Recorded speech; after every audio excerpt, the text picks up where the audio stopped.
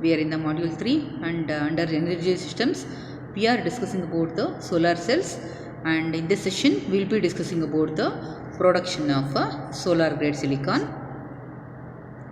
Okay, so here solar grade silicon is synthesized in two steps. Okay, that is the step 1 is manufacture of the metallurgical grade silicon, and the second one is conversion of this metallurgical grade silicon into our required solar grade silicon.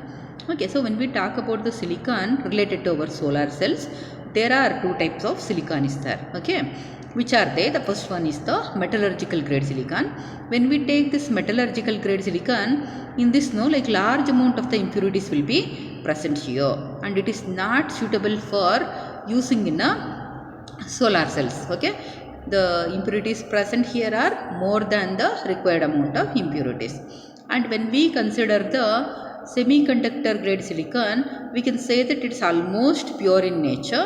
It will be containing very less amount of impurities. Okay, so both are not suitable to use in our solar cells. Then what do we need? We need a silicon which is having impurities, okay, less than the metallurgical grade silicon and having impurities more than the semiconductor grade silicon. Got it, no? Okay, we need a silicon which is intermediate between a metallurgical grade silicon and a semiconductor grade silicon. Okay, let us see how to synthesize it. It is synthesized by two steps. Let us discuss the first step. It is the manufacture of the metallurgical grade silicon. Okay, it is manufactured by heating the quartz and coke in a electric arc furnace. Quartz and coke are heated in an electric arc furnace at a temperature of around 1500 to 2000 degrees centigrade. Silicon liquid will be obtained. See the reaction. SiO2 plus 2C gives Si plus 2CO at a temperature of around 1500 to 2000 degrees centigrade, and the carbon monoxide obtained is oxidized to carbon dioxide and left to the atmosphere. Okay, next in the next step, if any impurities like aluminum, magnesium or calcium is present, they are removed by passing either a fresh air or mixing with a flux, okay, and will be heated again.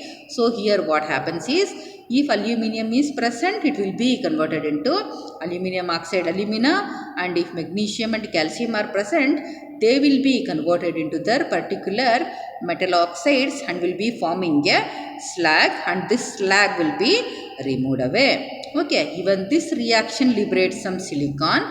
Okay, and thus liberated silicon is our required metallurgical grade silicon, and this liquid is poured into the molds to get a required shape of the silicon.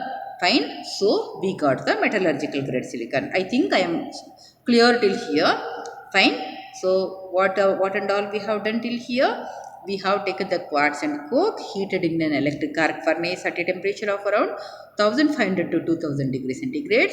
Silicon liquid is obtained, and we are removing the impurities like aluminum and calcium and magnesium if it is present by passing oxygen and by mixing it with the flux and heating. Clear? Second step is conversion of the metallurgical grade silicon into solar grade silicon.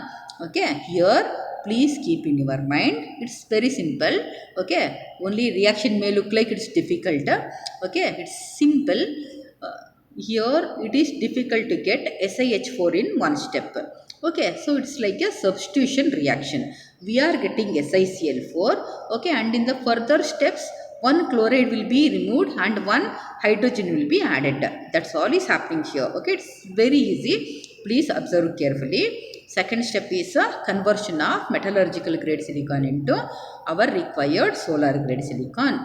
How it can be done? The first step is, the metallurgical grade silicon is treated with the anhydrous hydrochloric acid gas at a temperature of around 300 degrees centigrade to get a tetrachlorosilane. See, SiCl4 is the tetrachlorosilane. Metallurgical grade silicon is treated with hydrochloric acid gas to get a SiCl4. Clear, no? In the next step, The tetrachlorosilane is treated with a hydrogen gas, okay, at a temperature of around 1000 degrees centigrade. At a temperature of around 1000 degrees centigrade, trichlorosilane is obtained.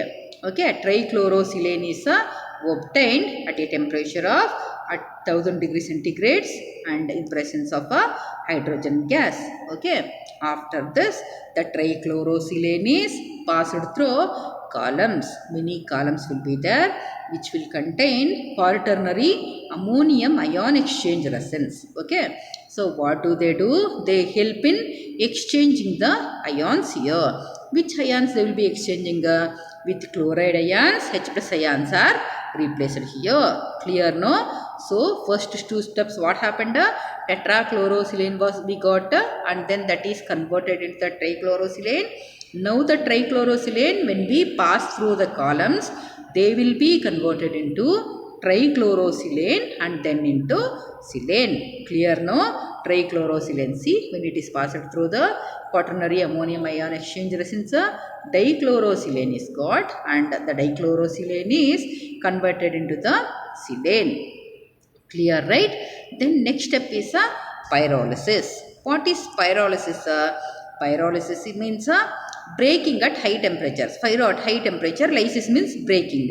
Okay, so pyrolysis is carried out to the silane obtained here. Okay, so it is a pyrolysis. What happens is a distillation and decomposition, okay, is happened.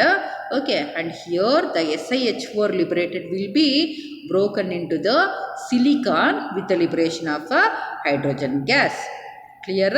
In a pyrolysis reactor, what happens? Distillation followed by decomposition at high temperatures will be taking place, and the silane obtained SiH4 is decomposed into silicon with the liberation of hydrogen, and thus obtained silicon is our required solar grade silicon.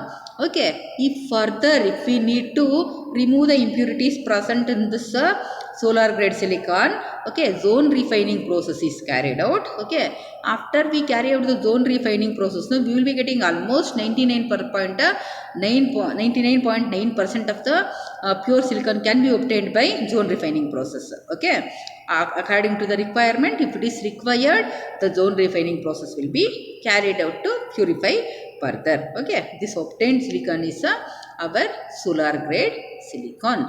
Just we will rewind the important points here. Okay, very first step, the production of the metallurgical grade silicon. Okay, when SiO2 is heated with 2C, you will be getting Si plus CO. Okay, and thus obtained silicon is metallurgical grade silicon. There the impurities like aluminum, calcium and magnesium are removed by mixing with the oxygen and also by adding some flux. Okay, next is conversion of metallurgical grade silicon into the our required solar grade silicon. Here in the first step, the metallurgical grade silicon must be treated with a hydrochloric acid gas at 300 degrees centigrade to get SiCl4, tetrachlorosilane. Then tetrachlorosilane is treated with a hydrogen gas at a temperature of around 1000 degrees centigrade to get a trichlorosilane. Then the trichlorosilane is passed through the columns containing quaternary ammonium ion exchange resins. Okay, they will be converting this trichlorosilane into dichlorosilane and then into silane. Clear, no? Okay, and at last pyrolysis is carried out. Pyrolysis means breaking at high temperatures. Okay, so here what is happening? Here the silane obtained is broken into two fragments, silicon and hydrogen. Okay, and here if further purification is required, the process called zone refining is carried out. Otherwise the silicon can be directly used in the solar cells. Okay, so with this the solar energy chapter will be over, and we will be meeting with the new topic, okay, in the new session. Thank you.